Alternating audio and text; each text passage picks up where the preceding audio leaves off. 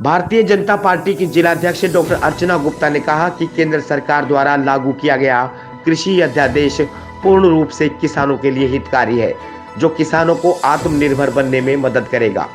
पत्रकारों से बातचीत के दौरान उन्होंने कहा कि विपक्षी पार्टियां अध्यादेश के मुद्दे पर दुष्प्रचार कर किसानों को गुमराह करने का काम कर रही हैं, इसलिए किसान सजग रहे व गुमराह न हो।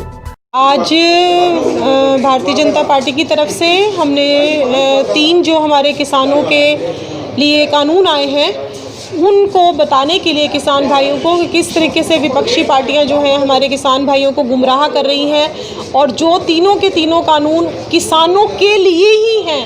हर तरीके से किसान की फसल किस तरीके से डबल हो, किसान आत्मनिर्भर और ज़्यादा कैसे बने, किसान अपना सामान हर जगह जाके कैसे बेच सके, उन सब चीज़ों को बताने के बजाय किसानों को जो है वो गुमराह आज विपक्षी पार्टियाँ कर रही हैं और किसान को अपने ही विरुद्ध जो है वो भड़का रही हैं। और जो किसान का उपकरण है जिससे वो उसकी पूजा होती है, ट्रैक्टर हैं, वो उन्हीं को जलाने के लिए उनको बाध्य कर रही है।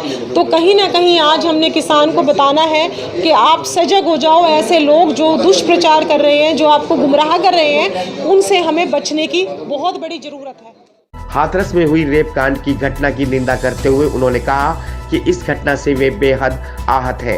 प्रशासन द्वारा राहुल गांधी के साथ दुर्व्यवहार किए जाने के मामले पर डॉक्टर अर्चना ने कहा कि राहुल गांधी इस मुद्दे पर राजनीति कर रहे हैं, क्योंकि इतने सालों तक कांग्रेस की सरकार रही, उन्होंने समाज में सोच बदलने के लिए कोई कार्य नहीं किया। जब इस तरह की घटनाएं होती हैं तो वे संवेदनाएं व्यक्त करना उन्हें याद आ जाता है। तो मैं इस तरीके की हर घटना की बहुत ही दुखी मन से निंदा करती हूँ, आलोचना करती हूँ, और मैं किसी भी ऐसी घटना को बढ़ावा जो लोग देते हैं उनकी भी बहुत मन से मैं निंदा करती हूँ। ऐसी कोई घटना ना हो, ये हमारे लिए हमेशा ही एक सोच का विषय है। दूसरी बात, जब भी ऐसी कोई घटना होती है, राहुल गांधी जी को तब तो याद आ जाता है वहाँ जाकर उनको एक संदेश देना। आज तक राहुल गांधी जी ने क्या किया देश की सोच बदलने के लिए? इतने साल से कांग्रेस राज करती रही, कभी उन्होंने गुड टच बैड टच की कोई बात करी क्या? आज हम लोग जाते हैं, लोगों को समझाते हैं। आज ये पूरे के पूरे समाज की सोच बदलनी पड़ेगी, तभी हम इस तरीके की निंदनीय घटनाओं को बंद कर सकते हैं। क्योंकि आज अगर मान लो मेरे घर में बेटी है तो मुझे कहीं ना कहीं उसकी संभाल करनी पड़ेगी। मुझे अपनी बेटियों के साथ साथ उससे भी ज़्यादा ज़रूरत अपने बेटों को संस्कारित करना पड़ेगा, क्योंकि ये जो मुद्दे हैं ये केवल एक बार किसी ने जाकर वहाँ पर संवेदनाएं व्यक्त कर दी और हमारी जिम्मेवारी ख़त्म हो गई।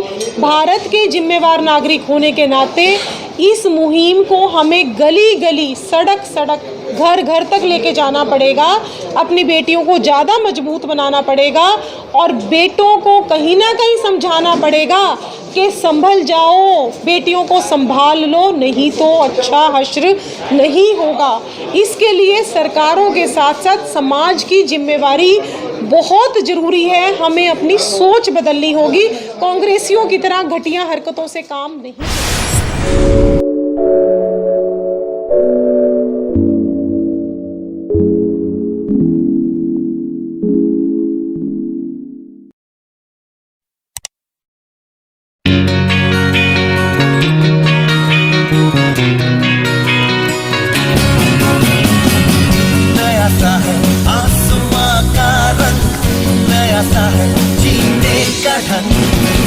नई सी है हर एक दिशा, कदमों पे है अब जहां।